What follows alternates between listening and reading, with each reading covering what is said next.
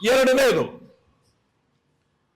ದಲಿತರ ಮೇಲೆ ದೌರ್ಜನ್ಯ, ಕೊಲೆ, ಜಾತಿ ನಿಂದನೆ ಇಡೀ ರಾಜ್ಯದಲ್ಲಿ ಹೆಚ್ಚಾಗಿದೆ. ಹೆಚ್ಚಾದ ಈ ಸಂದರ್ಭದಲ್ಲಿ ನಾವು ಎಷ್ಟು ಮಾತಾಡಿದ್ರು ದಲಿತ ಸಮುದಾಯಗಳು ಬೇಡ್ಕೊಂಡ್ರೂ ಕೂಡ ಅವರ ರಕ್ಷಣೆಗೆ ಸರ್ಕಾರ ಬರ್ತಾ ಇಲ್ಲ. ಇಲ್ಲಿ ದೇವದುರ್ಗ, ರಾಯಚೂರಿನಲ್ಲಿ ದೇವದುರ್ಗ ದೇವಾಲಯ ಪ್ರವೇಶ ಮಾಡಿದ ದಾವಣಗೆರೆಯಲ್ಲಿ ಕಂಬತ್ತ ಕಟ್ಟಿ ಹೊಡೆದಿದ್ದಾರೆ ದಲಿತ ಅನ್ನೋ ಕಾರಣಕ್ಕೆ. ದೇವದುರ್ಗದಲ್ಲಿ ಮಹಿಳೆ ಅವರನ್ನ ಮತ್ತೆ ಲಿಂಗ್ಸುಗೂರು ರಾಣಮ್ಮ ಅಂತಕ್ಕಂಥ 35 ಯುವತಿ, ಆಕೆಯನ್ನ ಅತ್ಯಾಚಾರ ಮಾಡಿ ಮರ್ಡರ್ ಮಾಡಿದ್ದಾರೆ. ಶಿರವಾರ ತಾಲೂಕಿನಲ್ಲಿ ಅಶ್ವಿನಿ ಎಂಬಾಕೆ ಬಹಿರ್ದೇಶಕ್ಕೆ ಹೋಗಿದ್ದನ್ನ ನೋಡಿ ಆಕೆನ ಹಿಮ್ಮೆಟ್ಟಿ ಹೋಗಿ ಹಿಂದೆ ಹೋಗಿ ಆಕೆನ ಎಳ್ಕೊಂಡೋಗಿ ಅತ್ಯಾಚಾರ ಮಾಡಿದ್ದಾರೆ, ಸಾಯಿಸಿದ್ದಾರೆ. ಆದ್ರೆ ಸರ್ಕಾರಕ್ಕೆ ಕಂಡಿಲ್ವಾ? ಗೃಹ ಇಲಾಖೆ ಏನ್ ಮಾಡ್ತಿದೆ? ನಮಗೆ ದಲಿತರು ಅಂದ್ರೆ ಅಮಾಯಕರು, ಶಕ್ತಿ ಇಲ್ಲದವರು, ಅಂತವರಿಗೆ ಶಕ್ತಿ ಕೊಡಬೇಕು, ಅವರ ರಕ್ಷಣೆ ಮಾಡಬೇಕು ಅನ್ನೋ ಸರ್ಕಾರ ಇಷ್ಟೆಲ್ಲ ಆದರೂ ಕೂಡ ಅವರಿಗೆ ರಕ್ಷಣೆ ಕೊಡದೇ ಇದ್ರೆ ಯಾರು ಹೊಣೆ ಇದಕ್ಕೆ?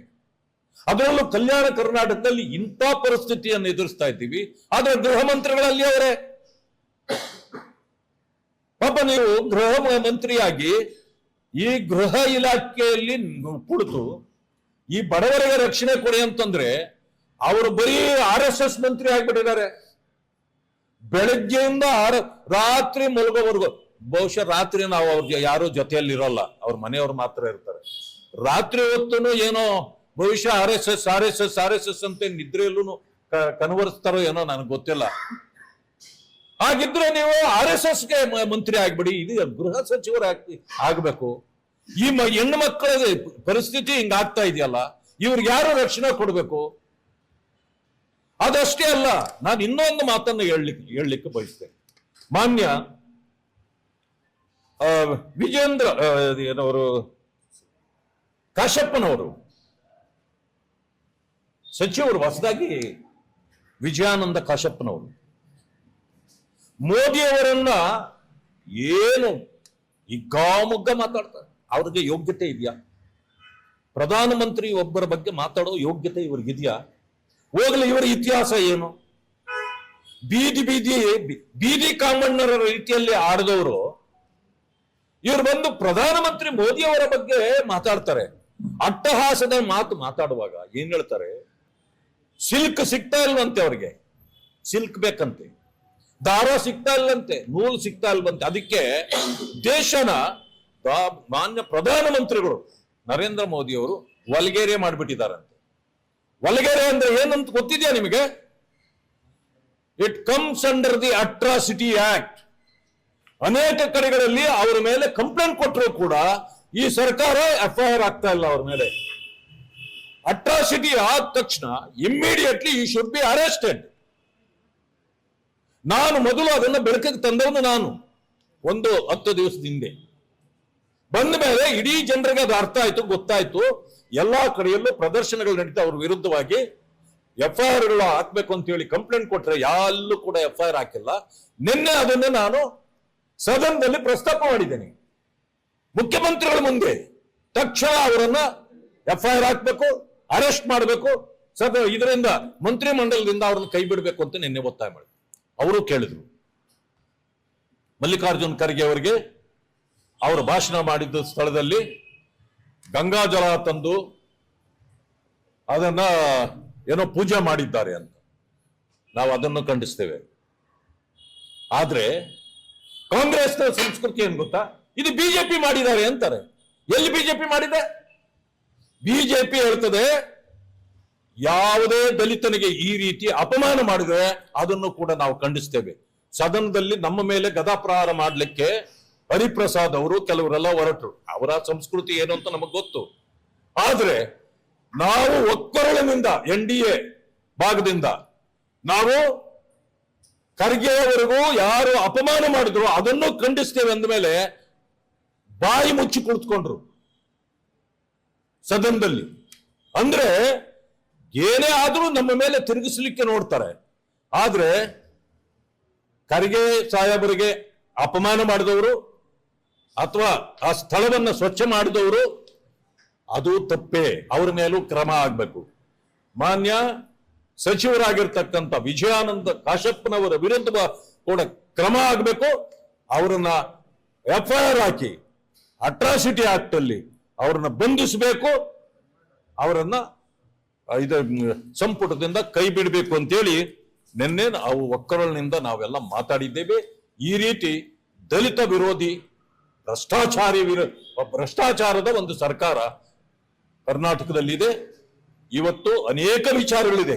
ನಾವು ಸದನದಲ್ಲಿ ಚರ್ಚೆ ಮಾಡಬೇಕಾದ ಬರ ಪರಿಸ್ಥಿತಿ. 6 ತಂಡಗಳಾಗಿ ನಮ್ಮ ಪಕ್ಷದ ಅಧ್ಯಕ್ಷರು ನಮ್ಮನ್ನ ನೇಮಕ ಮಾಡಿದ ಮೇಲೆ 1 ತಿಂಗಳಾಯ್ತು. ನಾವು ಈಗಾಗಲೇ ಎಲ್ಲಾ ಕಡೆಯಲ್ಲೂ ಸಂಚಾರ ಮಾಡಿ ವರದಿ ತಂದು ಒಪ್ಪಿಸಿದ್ದೇವೆ. ಸರ್ಕಾರಕ್ಕೆ ಇನ್ನೂ ವರದಿ ಇಲ್ಲ. ಯಾಕೆ? ಏನ್ ಮಾಡ್ತಿದ್ದೀರಿ ನೀವು? ಬರೀ ಕೆಲಸ ಮಾಡೋದು ಬಿಡಿ, ನೆಕ್ಕೋದೇ ಕೆಲಸ ಅಲ್ಲ. ಈ ನೆಕ್ಕೋದು ಬಿಡಿ, ಜನರ ಕೆಲಸ ಮಾಡಿ ಅಂತ ಹೇಳಲಿಕ್ಕೆ ನಾನು ಬಯಸ್ತೇನೆ. ಇದುವರೆಗೂ ಬರದ ಪರಿಸ್ಥಿತಿಯನ್ನ ನಿಭಾಯಿಸ್ಲಿಕ್ಕೂ ಅವ್ರಿಗಾಗಿಲ್ಲ. ಈ ಇಡೀ ರಾಜ್ಯದಲ್ಲಿ ಇವತ್ತು ರೈತರು ಸಂಕಷ್ಟದಲ್ಲಿದ್ದಾರೆ. ಮಾತೆತ್ತಿದ್ರೆ ಬಿಡದಿ ಮಾಡ್ತೇನೆ.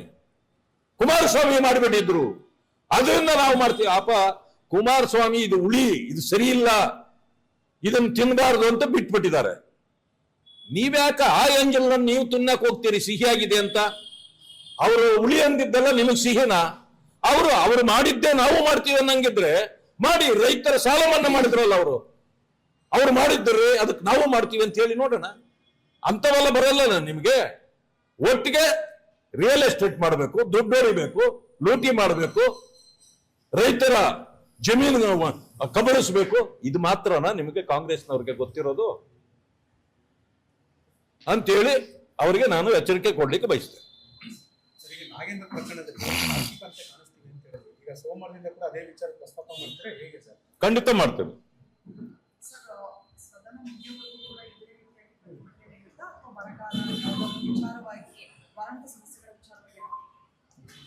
ನಮಗೆ ಚರ್ಚೆಗೆ ಬನ್ನಿ ಅಂತ ಕರೀತಾ ಇದೆ ಸರ್ಕಾರ. ಏನ್ ಚರ್ಚೆ ಮಾಡಬೇಕು ನಾಗೇಂದ್ರ ವಿಚಾರದಲ್ಲಿ? ಸದನದಲ್ಲಿ 187 ಕೋಟಿ ರೂಪಾಯಿ ನುಂಗಿದ್ದೀರಿ ಅಂತ ನಾವು ಕೇಳಿದವ? ಇಲ್ಲ, ಬರೀ 89 ಕೋಟಿ 62 ಲಕ್ಷ ಅಂತೇಳಿ ಮುಖ್ಯಮಂತ್ರಿಗಳೇ ಆ ಕಾಲದಲ್ಲಿ ಒಪ್ಕೊಂಡಿದ್ದಾರೆ. ಅದಾದ ಮೇಲೆ ಅವರು ರಾಜೀನಾಮೆ ಕೊಟ್ಟಿದ್ದಾರೆ. ರಾಜೀನಾಮೆ ಕೊಟ್ಟ ಮೇಲೆ ಜೈಲಿಗೆ ಹೋಗಿದ್ದಾರೆ. ಜೈಲಿಗೆ ಹೋಗಿ ಅವರು ಬರುವಾಗ ಈಗ ಹೊರಗಡೆ ಬಂದಿದ್ದಾರೆ.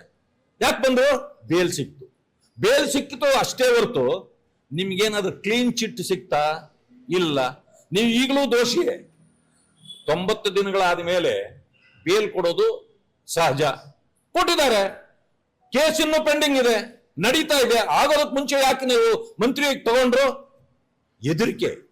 ನಮ್ಮ ಹೆಸರಲ್ಲಿ ಹೇಳಿಬಿಡ್ತಾರೋ, ನಾವು ATM ಮಾಡ್ಕೊಂಡು ಕೊಳ್ತಿದ್ದೀವಿ, ನಮ್ಮ ಹೆಸರು ಹೇಳಿಬಿಟ್ರೆ ಕಾಂಗ್ರೆಸ್ ಮರ್ಯಾದೆ 3 ಕಾಸಿಗೆ ಹೋಗ್ಬಿಡ್ತದೆ, ಅದಕ್ಕೆ ಅವ್ರು ಕೊಟ್ಬಿಟ್ರೆ ಸುಮ್ಮನೆ ಇದ್ದು ಬಿಡ್ತಾರೆ ಅಂತ ಕೊಟ್ಟಿದ್ದೀರಿ. ಅದರಿಂದಾಗಿ ನಮ್ಮ ಹೋರಾಟ ನಡೆದಿದೆ. ನೀವು ಚರ್ಚೆಗೆ ಬನ್ನಿ. ಇದನ್ನೇನು ಚರ್ಚೆ ಮಾಡುದು? ನಾನು ಹೇಳ್ತೇನೆ, ಈಗ ಈ ST ಅಭಿವೃದ್ಧಿ ಮಂತ್ರಿ ಈಗ ರಘುಮೂರ್ತಿ ಅವರಾಗಿದ್ದಾರೆ. ನಾನು ಪ್ರಶ್ನೆ ಮಾಡಿದ್ದೇನೆ ಮೊನ್ನೆ, ಇದರಲ್ಲಿ ಏನೇನಾಗಿದೆ ತಿಳಿಸಿ ಅಂತ. ಅವ್ರು ಕೊಟ್ಟಿದ್ದಾರೆ. ಇದು ಬಳ್ಳಾರಿ ಚುನಾವಣೆಗೆ ಹೋಗಿದೆ ಇಷ್ಟು ಅಂತ ಇದಿದೆ, ಇಲ್ಲಿ ಇದಕ್ಕೆ ತೆಲಂಗಾಣ ಚುನಾವಣೆಗೆ ಹೋಗಿದೆ ಅಂತಿದೆ, ಭೂಮಿ ಖರೀದಿಗೆ ಹಣ ಹೋಗಿದೆ, ಚಿನ್ನದ ಅಂಗಡಿಗೆ ಹೋಗಿದೆ, ಇದೆಲ್ಲ ಪಟ್ಟಿ ಕೊಟ್ಟಿದ್ದಾರೆ. ಇದನ್ನೇನು ಚರ್ಚೆ ಮಾಡ್ತೀರಿ? ಇನ್ನೊಂದ್ಸಾರಿ ಈ ಸಾರಿ 10 ಕೋಟಿ ರೂಪಾಯಿ ಚಿನ್ನದ ಅಂಗಡಿಗೆ ಹೋಗಿತ್ತು ಅಂತ ಕೊಟ್ಟಿದ್ದೀರಿ ಅಂತ ಇಟ್ಕೊಳ್ಳಿ. ನಾಳೆ ನಾವು ಚರ್ಚೆಗೆ ಬಂದ್ರೆ ಇಲ್ಲ ಅಷ್ಟು ಹೋಗಿಲ್ಲ, 5 ಕೋಟಿ ಮಾತ್ರ ಹೋಗಿತ್ತು. ಇದ ಚರ್ಚೆ? ಆದ್ರಿಂದ ಚರ್ಚೆ ಅವಶ್ಯಕತೆ ಇಲ್ಲ. ರಾಜೀನಾಮೆ ಕೊಡಬೇಕು ಅನ್ನೋದು ಒಂದೇ ಒಂದು ಪ್ರಶ್ನೆ ಇದೆ. ಈ ಪ್ರಶ್ನೆಗೆ ಉತ್ತರ ಕೊಡ್ಬೇಕು ನೀವು. ಏನು? ರಾಜೀನಾಮೆ ಕೊಟ್ಟಿದ್ದೀವಿ ಅಂತ. ಅಷ್ಟಾದ್ರೆ ನಾವು ಎಲ್ಲಕ್ಕೂ ಸಿದ್ಧವಾಗಿದ್ದೇವೆ. ಎಲ್ಲಾ ವಿಚಾರಗಳನ್ನು ಚರ್ಚೆ ಮಾಡ್ತೇವೆ. ನ್ಯೂಸ್ ಫಸ್ಟ್, ನಿರ್ಭೀತಿಯಿಂದ ನಿಮ್ಮ ಪರವಾಗಿ.